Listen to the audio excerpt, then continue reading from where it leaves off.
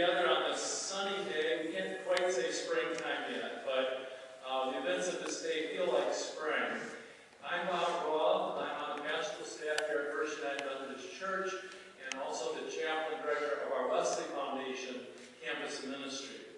And we are so pleased that Randy Roberts-Potts is with us here today, and he'll be duly introduced in a few minutes by Steve Sarbaugh. I'm just welcoming you to the whole day, to the speech and meal and concert. And I want to share with you that the Rainbow Crossing Committee of First United Methodist Church and the Music and Liturgical Arts Forum of First United Methodist have done a lot of work for this day to be possible.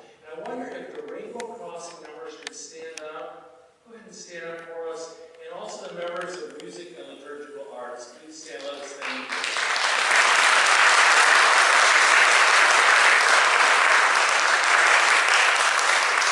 This is how a day like this happens. Many weeks of work from many folks, and we sure appreciate it. This church took a very important step forward in January of 2007. Right, Linda? And that step forward was after a process of discernment and learning and growth as a congregation to use at that point our welcoming statement, which is in your program, and it's in all materials of our church now. That this church would be fully welcoming and inclusive of all folks in the GLBTQ community, and that we would affirm this as an open and fully inclusive congregation. Now, once we made that statement, I've only been here 2.5 years, so that was before I was here. But having made that statement, we keep asking ourselves, what are the next steps? How do we make this real? And through Rainbow Crossing, that's how this day came about, to have events and continue to learn and grow and make real the stand that this church has taken.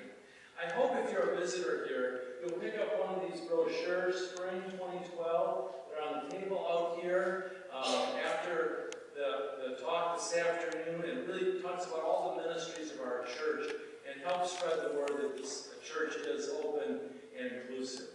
Before Steve Sarbaugh comes to introduce Randy Roberts-Potts and Marie Gukios, Dr. Gukios is our music director. She's going to share with us a word about the concert this evening.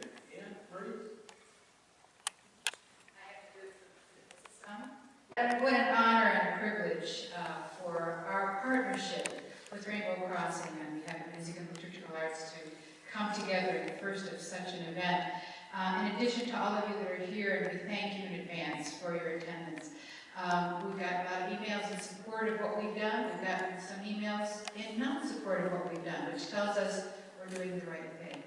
And such a small thing to encounter when there are those who walk a journey that deal with much, much more on a daily basis. So God bless all of you. Thank you for being here. About the concert, I just want to say we are blessed, obviously, to have an inspiring speaker and author, Randy Roberts-Potts, and also, a little bit later, the exciting new Cincinnati Women's Choir under the direction of Dr. Catherine Roma. Since her inception, Muse has remained true to its original vision to strive for diversity in membership, musical repertoire, and performance venues. Muse is both a supporter and change agent, offering inspiration and support for women's groups, human rights concerns, peace and justice movements, lesbian and gay issues, and multicultural community-building alliances.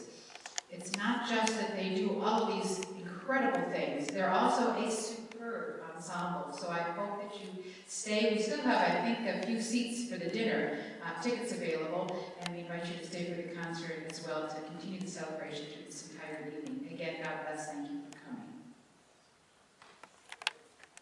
Ann Marie, for coming up with this idea to have Rainbow Crossing join with the music department, and we decided that Randy was the best person to get.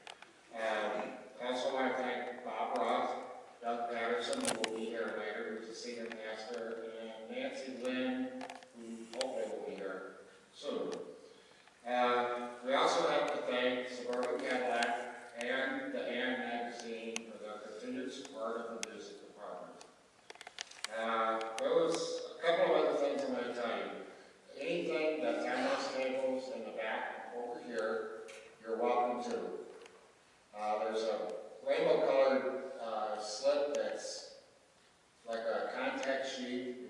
interested in anything that's going on with Rainbow Crossing, or if you want to leave your email address or contact us for anything, we'll guide whatever you need. We'll try to find, help for you. About 40 years, almost 40 years ago, I was in San Francisco in about 1970, I want to say 77. I had the opportunity to meet and listen to Harvey Milk. Of course, we all know what happened. He was assassinated about 3 months after I heard it. His speech changed my life. I was a young gay man and didn't know whether it was the right thing to do or not. So his speech changed everything. So I was thinking, about 40 years I've been thinking, well, who's going to replace Harvey? Well, about a year and a half ago, I was on Facebook, like everybody, and somebody sent me something from Randy. And I read his stuff, I saw his It Gets Better video. I talked to him, kind of, and then this kind of fell in our laps. And I said, Randy would be an excellent speaker. So, Rainbow Crossing, we got in contact with him, asked him if he would come and speak, and he agreed. So, without any further ado, it is my pleasure and my honor to introduce to you my friend, Randy Roberts.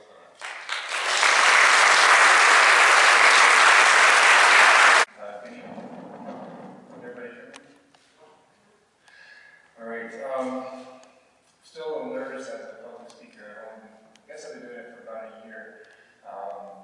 In my early 20s, I was so nervous that I got up in front of people that I literally would shake. As a teacher, I had to speak once a year to all the parents of my students. And it was a crowd about this big. And every year it was about a 3-minute speech, and I had it written down on this little piece of paper, and I would stand there like this, and I'm really not exaggerating. And my principal and the other teachers would be like, oh God, Randy has to go. But that's what the amazing thing is when I came out of the closet, that fear just kind of vanished, and all of a sudden I can get up in front of people and shake a little bit, but I can actually talk. And I think when you come out of the closet and kind of step into your own being for the first time, it kind of allows you to be someone that you never were before. And it's kind of something that happened, I guess, by accident. But before I start, I'm going to go back to 1974 and tell a little story about when I was born in Tulsa, Oklahoma, in a pink hospital on a hill called St. Francis. And a man donated all pink marble to the hospital where they were building it. And he said, this is what you got. So they have this huge pink hospital in South Tulsa. And my mother and her father, Will Roberts, they were never extremely close. And so she was in labor with me. The labor lasted 12 hours.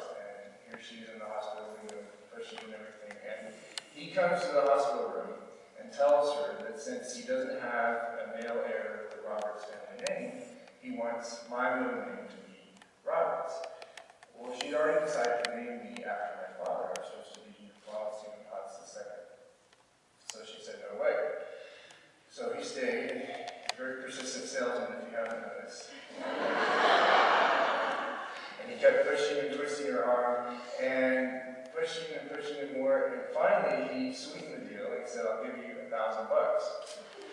And in 1974, that's pretty good money. So she finally said yes, and then she just pulled the name Randy out of a hat, and my name became Randy Robert Potts. And I still am the only male in the family, male grandkid, that ended up with the Roberts name. And that name was a big deal to my grandfather. When I was a kid, I kind of hated it. I thought it was weird to have a last name for your middle name. But for him, it was a big deal that I was carrying the name of whatever. Well, in my 20s, I was embarrassed of Nina Roberts. I didn't like being associated with this TV preacher, and I kind of run away from a lot of what my family was about in my 20s and tried to be very cool and hip and that kind of thing. And really ran away from that Roberts name. And then after he passed, and I'd been writing diary letters to my uncle and that thing for a while, I I saw these get better videos and I decided to make one. And when I made it, I had to put, my name out there. And I decided, I'm going to do this with my full name that Oral gave me. And so I put Randy Robert Spots for the first time. And I kind of think somewhere inside of me that he's up there looking and proud that I'm carrying on his name and now helping gay people. So, anyway, now I'm going to go back to the 1960s, a little further back, to a movie called Cat on a Hot Tin Roof. If you haven't seen it, you need to watch it. It's an amazing movie. So in the movie Cat on a Hot Tin Roof, the main character, Brick, says this: "Mendacity is a system we live in. Liquor is one way out, and death's the other." You remember the film at all, you remember Brick's father, Big Daddy, the fat, loud-mouthed, belligerent, southern father figure, used to getting what he wanted. Quite a bit before. Brick's mother was no slight southern belle either. She was Big Mama, a wiry southern belle who told her daughter-in-law that when marriage is on the rocks are there, right there. In a pinch, the only thing you had to depend on, according to her, were the rocks. Then there's Brick, the main character, the man who all gay men and women at the time watched and knew instinctively that he was one of them. Brick rails during the whole movie against the poker face he's required to wear, the woman he's required to marry, the whole fake system that keeps a gay man locked into a situation he hates. My uncle, like Brick, like myself, married young, had children, and in his late 30s, drove himself out to a country road and shot himself in the heart. For Brick, liquor was the escape.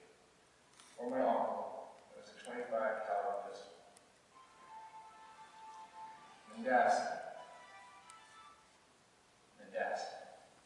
According to the dictionary, mendacity is a word that means deceit, bluffing, sleight of hand, camouflage, concealment. But it comes from a Latin root, mendac, which means to put right, to make amends. How can mendacity be an attempt to make things right? Because even in mendacity, and even perhaps especially in mendacity, there is a belief that things can be better. Liars are optimists, not pessimists, and they want so fervently to believe in their values and their worldview that they will lie and deceive to prop things up. Big Daddy and Big Mama are true believers. Oral Roberts, another true believer. They fervently believe